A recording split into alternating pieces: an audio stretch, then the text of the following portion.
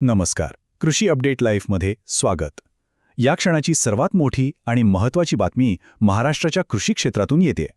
असं वाटतंय की राज्यातला शेतकरी एका मोठ्या वादळात सापडला आहे.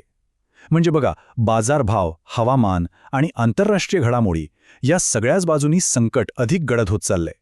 ही परिस्थिती नेमकी किती गंभीर आहे? चला या 4 मोठ्या बातम्यांवर एक नजर टाकूया.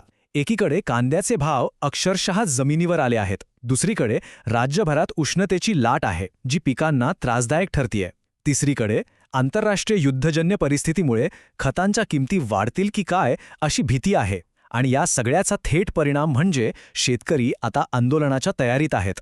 चला तर मग या प्रत्येक संकटाची सविस्तर माहिती घेऊया. तर सुरुवात करूया बाजारातून, कारण तिथली परिस्थिती खरंच चिंताजनक आहे. कोसळणाऱ्या भावांनी शेतकऱ्याला प्रचंड दबावाखाली आणलंय.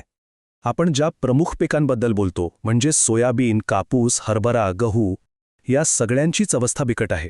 त्यांचे बाजारभाव बघा, सरकारने ठरवलेल्या किमान आधारभूत किमतीच्या म्हणजेच MSPच्या पण खाली आहेत.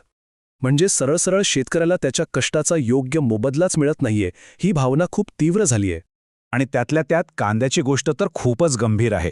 विशेषतः नाशिक आणि लासलगावच्या बाजारपेठांमध्ये आवक इतकी वाढली आहे की भाव अक्षरशः पत्त्यांसारखे कोसळले आहेत. क्विंटलला मिळतायत फक्त 800 ते 1200 रुपये. तुम्हीच विचार करा, यात लागवडीचा खर्च सुद्धा निघणं कठीण झालंय. पण हे असं अचानक का होतंय? याचं कारण असं आहे की लातूर, नागपूर, पुणे यांसारख्या मोठ्या बाजारपेठांमध्ये एकाच वेळी मालाची प्रचंड आवक झालीय. आणि मग काय होतं? मागणीपेक्षा पुरवठा खूप जास्त झाल्यामुळे साहजिकच सगळ्याच मालाचे भाव खाली येतात. तुम्हाला वाटत असेल की अडचण फक्त बाजारात आहे, पण तसं नाहीये. हे संकट फक्त बाजारभावापुरतं मर्यादित नाही. शेतकऱ्याला एकाच वेळी 2 मोठ्या आघाड्यांवर लढावं लागतंय. एक निसर्गाची आघाडी आहे आणि दुसरी आंतरराष्ट्रीय राजकारणाची. एका बाजूला बघा, राज्यातली उष्णतेची लाट पिकांचं आरोग्य धोक्यात आणतीये, पाण्याची टंचाई वाढत चालली आहे.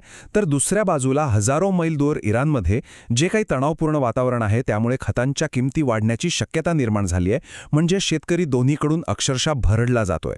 आता जेव्हा बाजारात निराशा असते आणि शेतात संकट, तेव्हा साहजिकच सगळ्यांचे डोळे लागलेले असतात ते सरकारच्या मदतीकडे, सरकारच्या धोरणांकडे. तर आता पाहूया की त्या पातळीवर काय परिस्थिती आहे.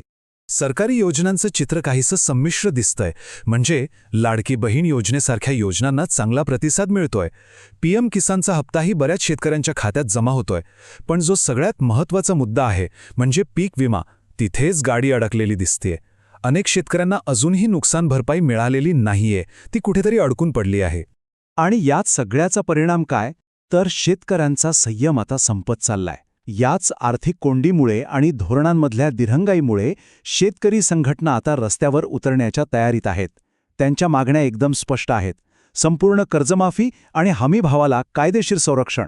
या सगळ्या तणावाच्या आणि संघर्षाच्या वातावरणात काही आशेचे किरणही दिसतायत. तंत्रज्ञान एक नवीन मार्ग दाखवतंय. पण हो, भविष्यातला प्रवास मात्र आव्हानांनी भरलेलाच आहे. या उष्णतेच्या लाटेसारख्या संकटातही काही शेतकरी हार मानायला तयार नाहीयेत. ते ठिबक आणि तुषार सिंचनासारखं आधुनिक तंत्रज्ञान वापरतायत आणि कमी पाण्यात जास्त पीक घेण्याचा यशस्वी प्रयत्न करत आहेत. सरकारी अनुदानही या बदलासाठी मदत करत आहे आणि हा निश्चितच एक सकारात्मक बदल आहे. मग प्रश्न हाच उरतो की या सगळ्या पार्श्वभूमीवर महाराष्ट्राच्या शेतकऱ्याचं भविष्य नेमकं काय असणार आहे? या प्रश्नाचं उत्तर सोपं नाही. ते 3 मोठ्या गोष्टींवर अवलंबून आहे. पहिलं म्हणजे आंतरराष्ट्रीय बाजारात खतांचे भाव काय राहतात. दुसरं, शेतकऱ्यांच्या आंदोलनाला सरकार कसा प्रतिसाद देतं. आणि तिसरं, सगळ्यात महत्त्वाचं म्हणजे निसर्ग काय कौल देतो. या 3 धाग्यांवरच महाराष्ट्राच्या कृषी क्षेत्राचं भवितव्य अवलंबून आहे.